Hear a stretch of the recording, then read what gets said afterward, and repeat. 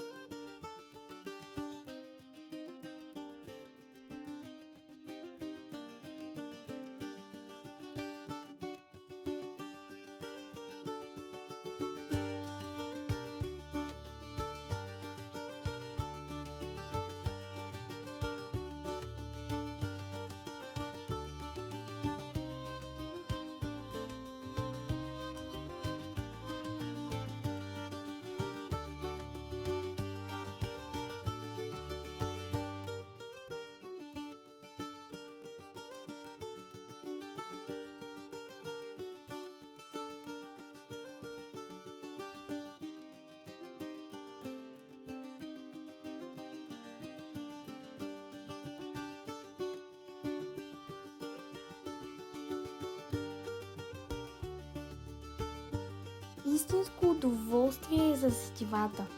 Подробната рецепта с списъка на продуктите вижте в описанието. Абонирайте се, харесвайте и споделяйте. И като кликнете върху линковете на екрана и в описанието, ще научите как още вкусно да приготвите нашите любими чушки.